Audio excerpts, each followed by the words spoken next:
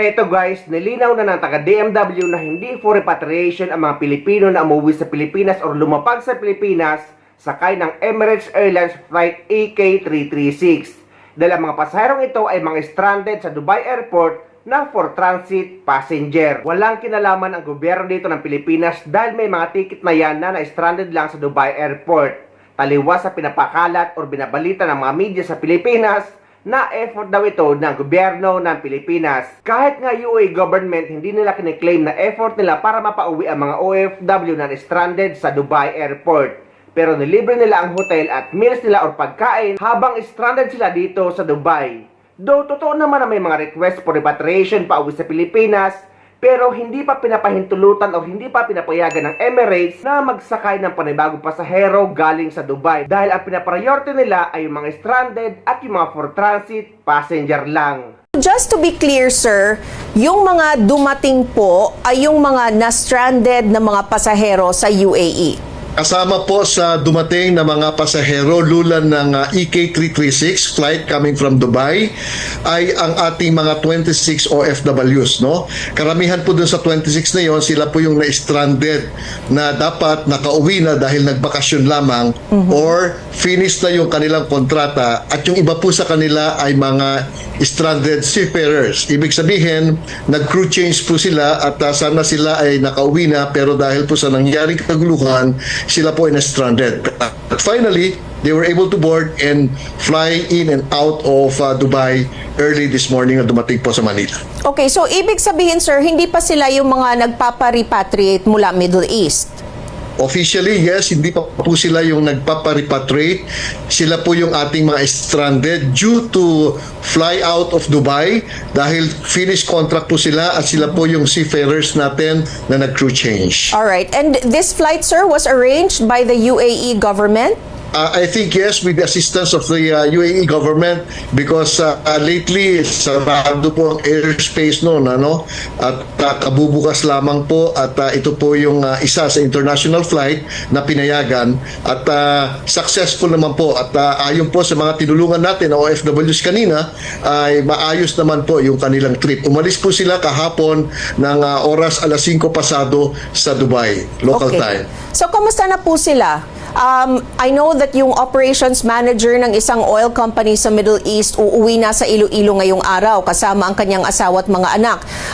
Yung iba, babiyahe na rin ba? Anong tulong po ang ibibigay sa kanila ng gobyerno? Kanina pong umaga, sinalubong po sila ng ating DMW Secretary, si Secretary Hans mismo ay nandoon, kasama po ni OWA Administrator PY at sila po ay binigyan ng 10,000 financial assistance, no? Kasama rin natin ang mga partner agencies tulad ng DOH at iba pang ahensya na nagbigay tulong din po, no? So they were provided with hotel accommodation and transportation. Ibig pong sabihin yung kanilang paglipad papunta sa either Luzon, Visayas or Mindanao ay sagot po ng OWA. Alright. Now, sir, let's talk about the repatriation, no? Ilan na po ba ang nag-request sa gobyerno na matulungang makauwi sa Pilipinas? Sa amin pong datos ngayon, hindi po bababa sa 1,400 plus ang nag-request na umuwi na dahil po sa nagaganap na kaguluhan ngayon sa Middle East, no? Ito po yung mga kababayan natin nasa UAE, particularly sa Dubai, Abu Dhabi, sa Qatar, at meron din po tayo sa Kuwait, at syempre sa Bahrain at sa Oman. Kasama na po yung uuwi sana mula naman po sa Israel. Okay, and that number is just yung mga OFWs natin or all overseas Filipinos in the Middle East? As of now po, our crisis managed team is activated already and we have a crisis management plan for the repatriation of all our OFWs. This is in full coordination and support of our embassies and consulates in the Middle East countries, no? Sa ating GCC, kasama po natin dyan, syempre, ang ating mga PhilCom leaders, no? Tayo po'y nakikipag-ugnayan sa kanila at na-identify na po ng ating MWO yung mga tinatawag na exit routes, no? Kung saan pwede tayong umalis by land, cross border travel dahil delikado po ang air travel ngayon. Kaya na-identify po natin ang pinaka-safe will be a cross-border travel coming from the conflicted areas going to a neutral country na kung saan safe at saka maayos po yung paliparan in terms of international flights. Okay. Pwede niyo po bang ma-share po sa amin kung arin po yung mga exit points na na-identify na po ninyo, sir? Kasama rin po sea routes? For purposes of safety, Okay. muna natin i-identify po yung particular exit routes. But these are land routes, no? At ang karamihan po dito magko-cross ng border, no? And we have some challenges in terms of border restrictions. Nandyan po, aayusin natin yung listahan ng OFWs. Okay. Yung ready for repat, ibig sabihin, fit to travel. Uunahin natin yung may mga problema, yung may mga medical issues, no? Pero dapat fit to travel po sila dapat, no? Okay. Pangalawa, yung border restrictions, we have to prepare and be available po lang kanilang passports, including yung kanilang exit and entry visas, no? So yun po ang tutulong natin sa kanila so that we will be able to accommodate them and then arrange their international flights back to the Philippines. Okay, so you're talking about land trip and then go to a neighboring country and then dun sila lalabas by air. So hindi na po kino-consider ang sea travel. Ang sea travel po kasi delikado, mabagal at hindi tayo secured, no? At syempre, yung pagpunta pa lang doon problema na. And then lalo na po yung pag-alis, no? The time is of the essence pagka ganito pong may crisis. Importante, we move them out of harm's way yung mga seafarers po natin. Pero ganun pa man, every border, every routes are open, ina-assess po natin, make sure that there is a risk assessment and risk mitigation in order to safeguard the safety of our seafarers and land-based workers. Do you have a time frame or like a target kung kailan sisimulan itong mga repatriation, sir? As we speak po, meron na po tayo mga inilipat ng iba't ibang mga hotels and sila po ay safe na and inaayos na po yung kanilang exit and entry visas doon sa neighboring countries and we are already scheduling and arranging their international flights at sa mga darating na araw o linggo ay we will be anticipating yung eventual arrival nila dito po sa Pilipinas. Ilan na po itong mga nailipat po sa mga hotel, sir, at nire-ready for travel? Medyo marami na rin po, no? Ang importante po dito, yung ating mga labor attaché were given the instructions, no, to prepare for this list of ready to fit to travel ng mga OFWs natin, no? At yung hotel accommodation maayos na rin po, yung border restrictions atin na pong na-coordinate, tapos yung mga transportation na gagamitin ay ready na po. Okay, so would you have in a whole, yung whole Yes, sir. Go ahead. Yeah. We are doing this in full coordination with the host government, including our agencies, no, na involved dito sa ating repatriation. Okay, so sir, would you be able to give us a ballpark figure? May estimate po ba kayo? Is it more than a dozen? More than 20? Ang inaasahan po natin dito, nasa 2 digits muna, no? Okay. Because we're trying to evaluate the and assess the risk involved, no? Ayaw po natin ng maramihan kasi ayaw natin na magkaroon ng problema, no? Mas mabilis po siguro at mas maayos kung we will test the waters first, so to Okay. speak, no? Alamin muna natin kung ano yung mga challenges bago po tayo mag-mass repatriation or mass evacuation and rescue dahil mahirap po na napakadelikado ngayon sa Middle East, lalong-lalo na yung mga missiles at drones ay wala namang pinipili, no? Kahit po mga innocent civilians, pagka nangyari po yon ay atin pong wag naman sana sa mga OFWs po natin. Okay, so sir, nabanggit nyo na po kanina yung seafarers, no? Meron kasi mga balita na may mga seafarer na stranded din dahil sa supposed closure ng Strait of Hormuz. Well, that's according to Iran. May estimate ba tayo kung ilan sila, sir?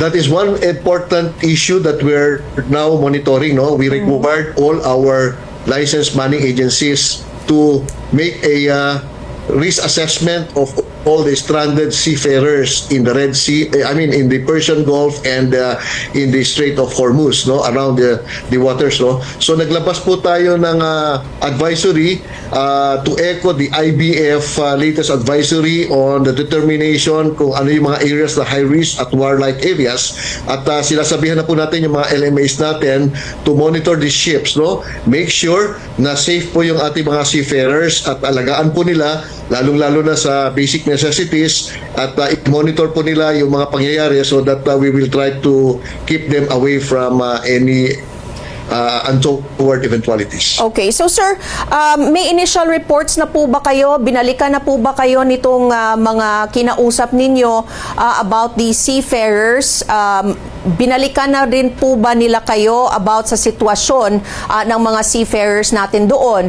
At anong plano para sa kanila? Well, dun sa latest na data po natin, meron tayong tinatawag na OMS, yung OFW Welfare Monitoring System natin. More than 50 vessels na po, no?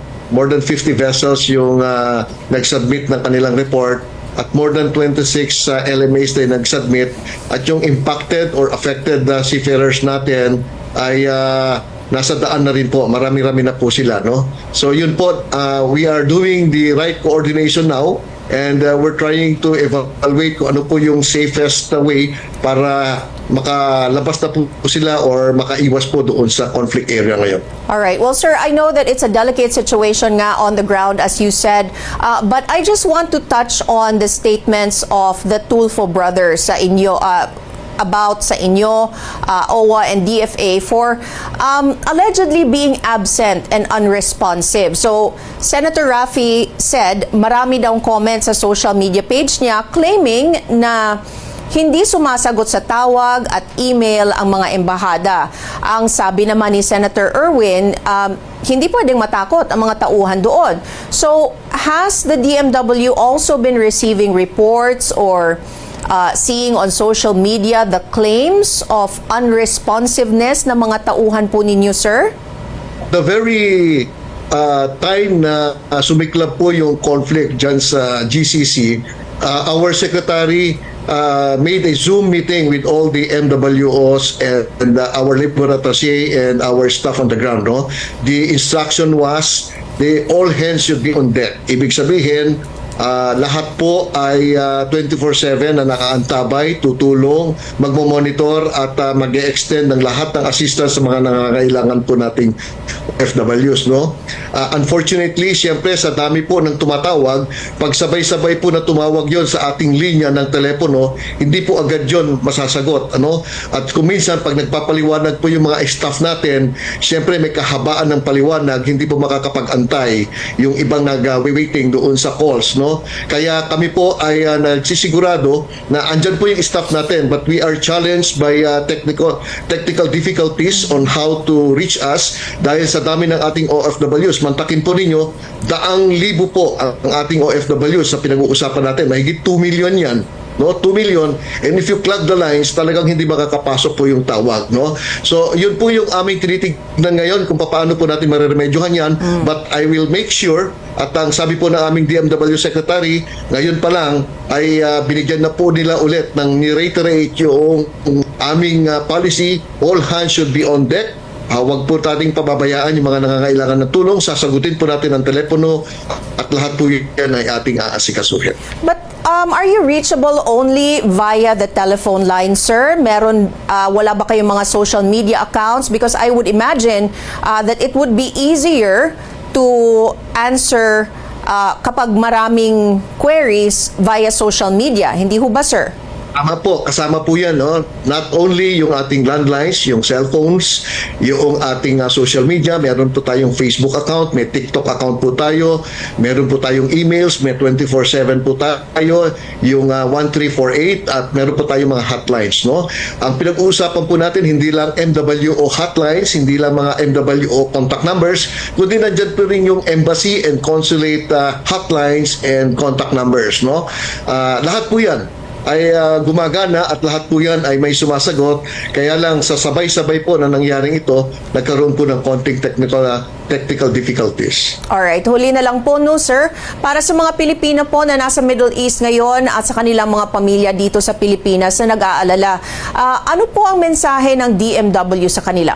Una po, tayo po'y nag-i-inform sa ating mga OFWs na apektado po ng crisis at sa kanilang pamilya na wag po silang mag-alala at tayo po ay naririto ang DMW at ang ating OWA kasama na ang ating DFA at ang kanilang mga embahada at konsulada ay 24/7 pong naririto para tulungan po kayo, no?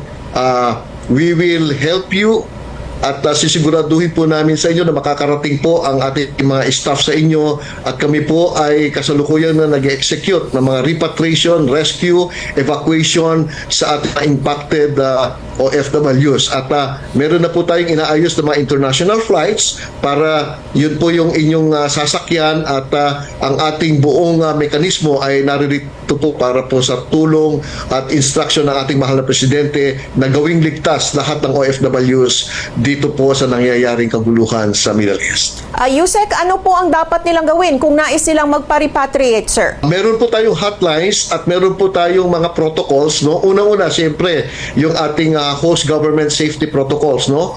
Shelter in place, yun ang sinasabi po nila, sa bahay lamang po sila, huwag silang lalabas, no? Kung may mga basic necessities, i-arrange po nila yon na hindi po sila ma-expose sa danger, no? Pangalawa, yung pong hotlines, makipag-ugnayan po kayo dyan. At may mga PhilCom leaders po tayo. Doon sa PhilCom natin, meron po mga group chat yon at very active po yan, 24/7 din po yan, at nakikipag-coordinate sila. Magpalista lamang doon sa mga hotlines natin kung gusto na ninyo. May actual numbers na po kami, no? May mga pangalan at mga address na po kami na nakuha. At gine-verify na lang namin kung sino ang repat ready. Ibig sabihin, tangan na nila, hawak nila yung passport, may exit visa, at yun po, i-implement na po natin yung ating mga protocols in place. Sa kasalukuyan ay wala namang panik na nangyayari dito sa UAE. Bagamat may mga alert paminsan-minsan, pero kaya naman i-handle ng UAE government ang bawat sitwasyon na pwedeng mangyari. Yan din ang nilinaw ng Philippine Ambassador dito sa United Arab Emirates. We know the real situation here. We know how it is safe and stable here. Please do not listen or do not take heed to those who are alarmist or sowing panic. We adhere at the embassy. We're open, not just for the public, but our lines of communication are open. And the Filipinos are also very confident here, and it is that overall feeling that I want to take this opportunity to convey to the leaders and the government and to our brothers and sisters here in the UAE, the Emirati brothers and sisters. Thank you very much for the way you take care of us. We are so confident under the mantle of your protection. And at the same time, we express, Filipino community, almost 1 million, we express our solidarity and support with this country that we have chosen as our second home. Our lives are here, our futures are here, and we will stand by you. Check your names on the list, please. Check your names. Check your names on the list. Check your names on the list. OFWs from Dubai. Check your names on the list, please. Working